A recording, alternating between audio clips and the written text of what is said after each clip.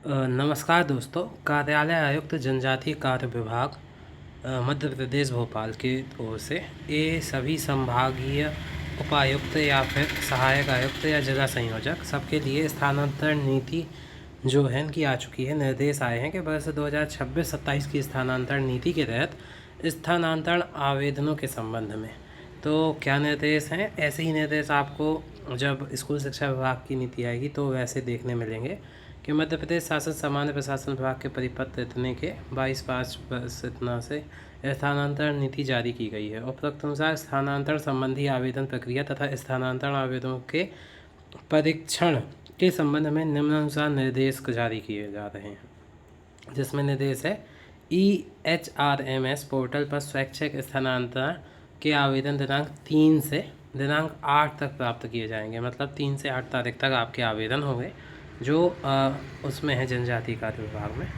आवेदक द्वारा स्थानांतरण के लिए वांछित संस्थान चुनने के लिए अधिकतम 15 कार्यालय संस्थान आप चुन सकते हैं। इसमें बताया गया है कि जो जनजातीय वो होते हैं स्कूल, वहाँ पे क्या होता है, छात्रावास या आश्रम में अधीक्षक पद पर नवीन पदस्थापना नहीं की जाएगी, अतः इन पदों पर आवेदक पदस्थापना हेतु स्थानांतरण आवेदन ना करें। तो इन्होंने बता दिया कि इस पर नहीं की जाएगी, जो छात्रावास के लिए आरक्षक वगैरह होते हैं उनके लिए।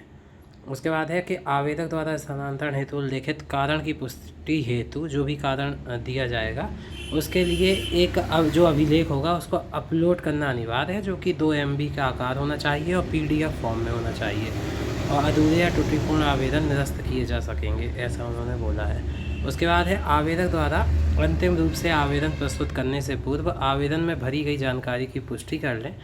एक बार सबमिट के उपरांत दोबारा संशोधन नहीं होगा, सीधी बात है।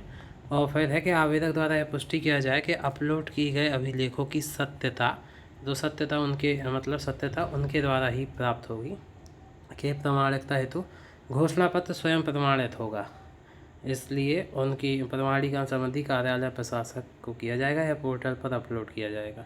स्वैच्छिक आवेदन में सत्य जानकारी देने का दायित्व तो आवेदक का होगा, यही है। और फिर है आपका पोर्टल पर दर्शाई रिक्तियाँ टेंटेटिव हैं, या मतलब ये बदल सकती हैं, परिवर्तन योग्य हैं।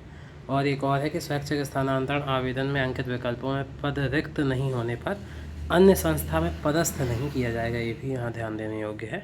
उसके बाद है कि राज्य स्तर से यदि कोई ट्रांसफ़र होता है और जिले स्तर से, तो यदि दोनों एक ही स्कूल में हो जाते हैं तो राज्य स्तर का मान्य होगा और स्वतः निरस्त हो जाएगा जिले स्तर का, ऐसा इसमें कहा गया है।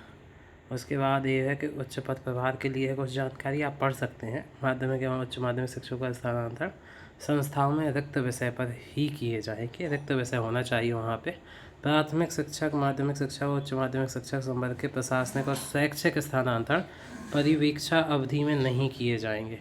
अब ये बात भी है कि यदि कोई भी है जिसकी परिवीक्षा अवधि अभी चल रही है तो उसके स्थानांतरण नहीं किए जाएंगे, सीधे सीधे यहाँ पे दर्शाया गया है।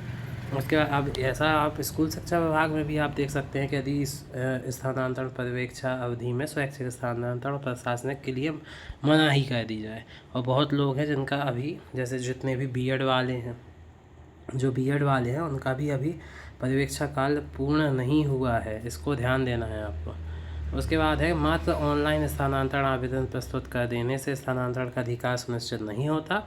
मुख्यालय स्तर पर आवेदन को बिना कारण बनाए स्वीकृत या अस्वीकृत किया जा सकता है एवं यह प्रक्रिया कभी भी समाप्त की जा सकती है। संबंध में मुख्यालय में का निर्णय अंतिम होगा। जिला अधिकारियों को निर्देश हैं और भी है, जैसे कि ये निर्देश हैं कुछ जो आपके लिए नहीं है, अधिकारियों के लिए है, कैसे क्या करना है उनको देख सकते हैं आप। तो बहुत ज़रूरी सूचना थी ये आपके लिए। यदि आप जनजातीय स्कूलों में शिक्षक हैं तो आपके लिए ये आवेदन आप इस टाइप से भर सकते हैं। यदि आप स्कूल शिक्षा विभाग में हैं तो आप इसको देख सकते हैं, क्योंकि ऐसे ही कुछ आपकी भी आएगी नीति। तो बहुत धन्यवाद आपका वीडियो देखने के लिए। जय हिंद।